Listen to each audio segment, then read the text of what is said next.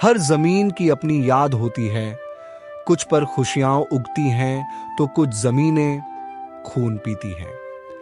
यही कहानी है भैरवपुर गांव की, जहां एक किसान ने अपनी मिट्टी से ही दुश्मनी कर ली।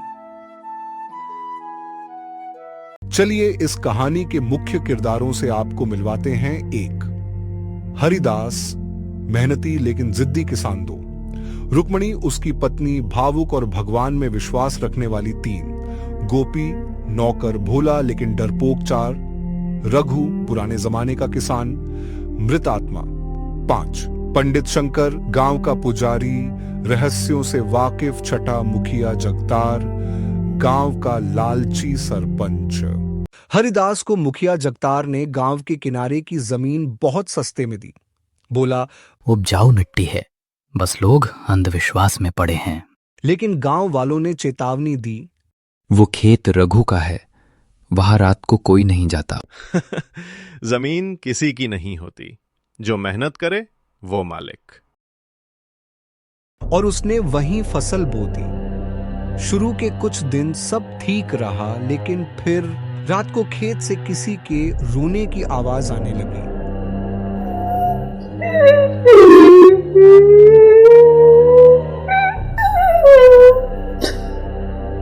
गोपी ने डरते हुए कहा, मालिक, मैंने किसी को खेत में चलते देखा है, बिना पैर के। गोपी, अगर फिर ऐसी बातें की तो नौकरी से निकाल दूंगा।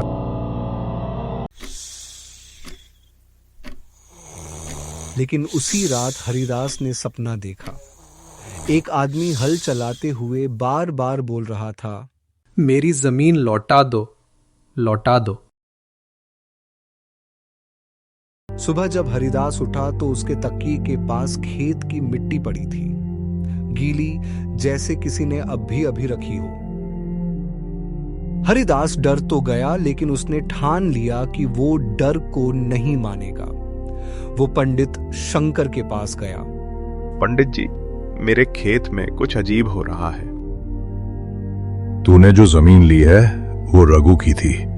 उसने अपनी बेटी की शादी के लिए कर्ज लिया था, पर जब फसल खराब हुई तो उसी जमीन पर जहर खाकर मर गया। कहते हैं मरने से पहले रघु ने कहा था, जो भी इस जमीन को छीनेगा वही इसमें दफन होगा। अब खेत में हर रात कुछ नया होने लगा। बीज गायब हो जाते, पौधे जल जाते और कभी कभी मिट्टी खुद से हलचल करने लगती, जैसे सांस ले रही हो।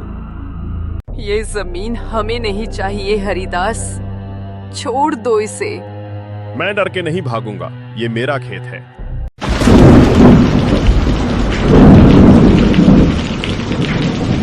उसी रात तूफान आया और खेत के बीचों बीच एक जगह धंस गई, जैसे किसी ने अंदर से मिट्टी खोद दी हो। हरिदास ने टॉर्च उठाई और खेत में गया। वहां हवा थम चुकी थी और मिट्टी के बीचों बीच कोई खड़ा था, सिर झुकाए।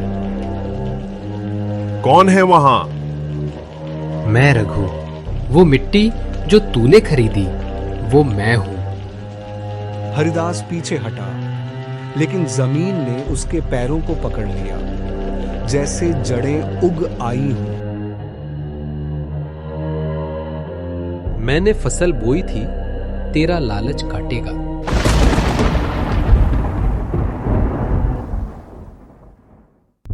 अगले दिन गांव वाले खेत पहुंचे।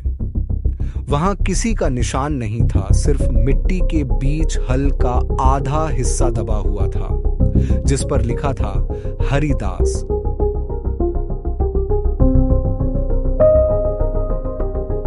श्राप तब खत्म होगा जब ये जमीन खाली छोड़ी जाएगी, क्योंकि कुछ जमीनें खेत नहीं कब्रिस्तान होती हैं।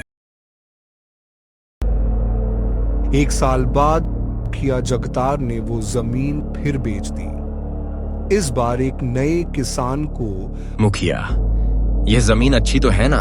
हाँ हाँ, उपजाऊ मिट्टी है, बहुत अच्छी फसल होगी।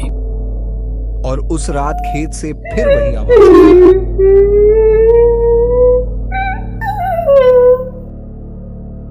फिर कोई आया है, फसल तैयार है। कभी कभी जमीन नहीं, जमीर खरीदा जाता है, और जब जमीर बेच दिया जाए तो फसल में बस मौत उगती है।